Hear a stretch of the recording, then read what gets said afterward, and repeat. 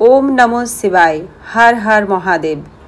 আজ হলো 30শে চৈত্র 1431 বঙ্গাব্দ, ইংরাজি 13ই এপ্রিল 2025 রবিবার। আজকের দিনটিতেই সমস্ত মায়েরা তাদের সন্তানের মঙ্গল কামনায় নীলের ঘরে বাতি দিবেন এবং দেবাদিদেব মহাদেবের পুজো করবেন ভক্তি ভরে। আজ হলো নীল ষষ্ঠী।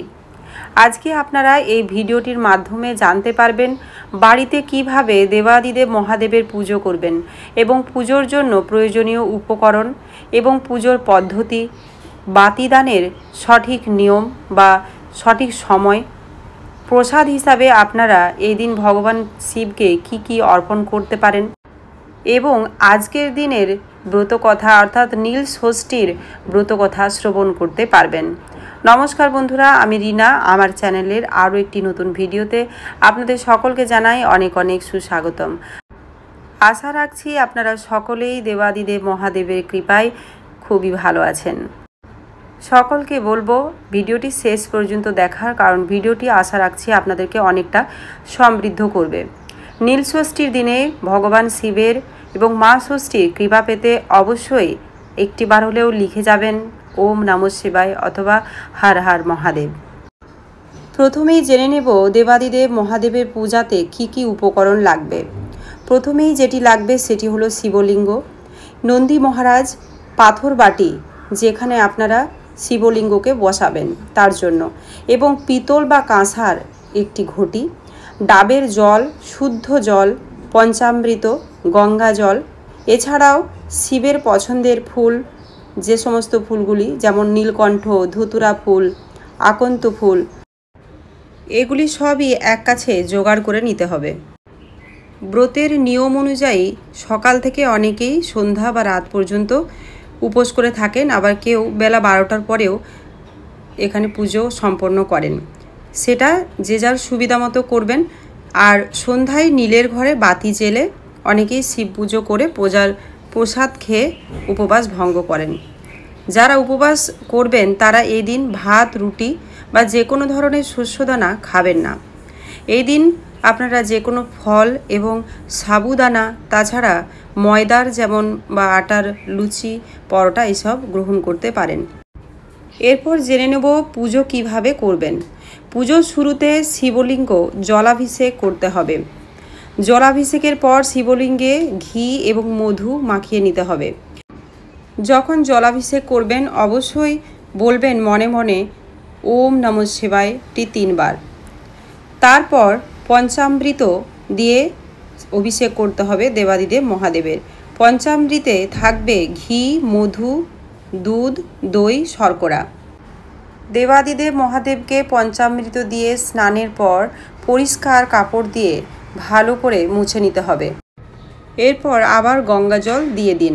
তারপর যেই পাতাটি ছাড়া শিব পুজো অসম্পূর্ণ সেটি হলো বেলপাতা। ভক্তি ভরে যদি আপনারা একটি বেলপাতা দিয়ে বাবা শিবকে পুজো করেন তাতেই বাবা শিব তুষ্ট হবেন, কারণ একটি বেলপাতাতেই দেবাদিদেব মহাদেব তুষ্ট হন।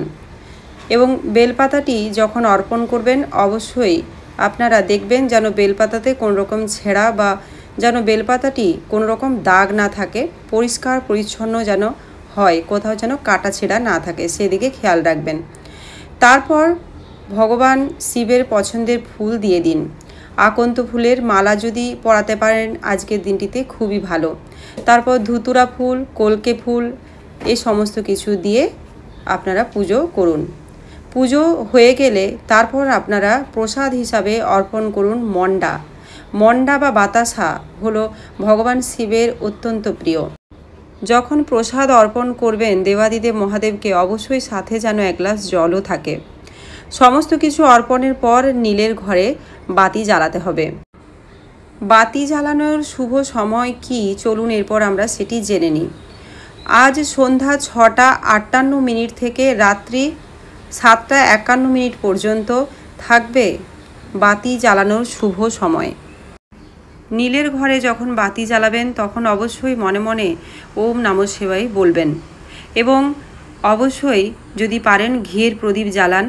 তাছাড়া মোমবাতিও অনেকে আজকের দিনে জ্বালিয়ে থাকেন, আবার যদি সেটি নীল রঙের মোমবাতি হয় তাহলে খুবই ভালো। এবং তারপর ধূপ দিয়ে আরতি সম্পন্ন করে সবশেষে পঞ্চামৃত অল্পখানি নিয়ে উপবাস ভঙ্গ করতে হবে এবং সবশেষে 108 বার ওম নমঃ শিবায় মন্ত্রটি জপ করুন।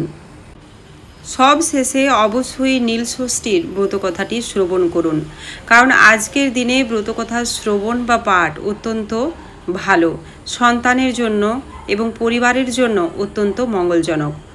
চলুন এরপর আমরা এখন শ্রবণ করে নেব নীলষষ্ঠীর ব্রতকথা। ওম নমঃ শিবায়। জয় মা ষষ্ঠী। বহু বছর আগে এক বামুন আর বামুনির 5 ছেলে আর 2 মেয়ে ছিল। এই দম্পতি পুজো অর্চনার মধ্য দিয়েই দিন যাপন করতেন, কিন্তু এত পুজো বার ব্রত করেও তাদের সব ছেলে মেয়েগুলো একে একে মারা যায়।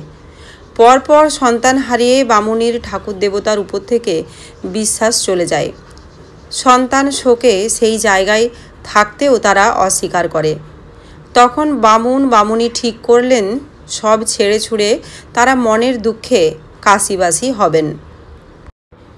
দশাশ্বমেধ ঘাটে স্নান করে অন্নপূর্ণার পুজো করে মণিকর্ণিকার ঘাটে বসে থাকেন তারা দুজনে। এমন সময় দেবী ষষ্ঠী এক বুড়ি বামুনির বেশে বসে থাকার কারণ জানতে চান। তখন বামুনি বলেন, আমার সব ছেলে মেয়েদের হারিয়েছি, এত পুজো আচ্ছা সব বিফলে গেল, আমাদের সব অদৃষ্ট, ঠাকুর দেবতা বলে কিছুই নেই। তখন ষষ্ঠী বুড়ি বললেন, বার ব্রত নিষ্ফল হয় না মা, ধর্মকর্ম যাই করো ঈশ্বরে বিশ্বাস থাকা চাই। তুমি ষষ্ঠীকে মানো? তার পুজো করেছো কখনো? তিনি সন্তানদের পালন করেন। বামুনি বললে, আমি এতদিন ধরে সব ষষ্ঠী করে আসছি, কিন্তু তবুও আমার ছেলেরা আর রইল না। তখন ষষ্ঠী বুড়ি বললেন, তুমি নীল ষষ্ঠীর পুজো করেছো কখনো? চৈত্র সংক্রান্তির আগের দিন উপোস করে শিবের পুজো করো, শিবের ঘরে বাতি জেলে জল খাবে, তারপর সন্তানদের মঙ্গল কামনা করবে। বামুনি সেই কথা অক্ষরে অক্ষরে পালন করে পুনরায় মাতৃত্ব লাভ করেন। জয় মা ষষ্ঠী। হর হর মহাদেব। আজকের ভিডিওটি এই পর্যন্তই। আমার সঙ্গে এতক্ষণ থাকার জন্য আপনাদের সকলকে জানাই অনেক অনেক ধন্যবাদ। দেখা হচ্ছে পরবর্তী ভিডিওতে।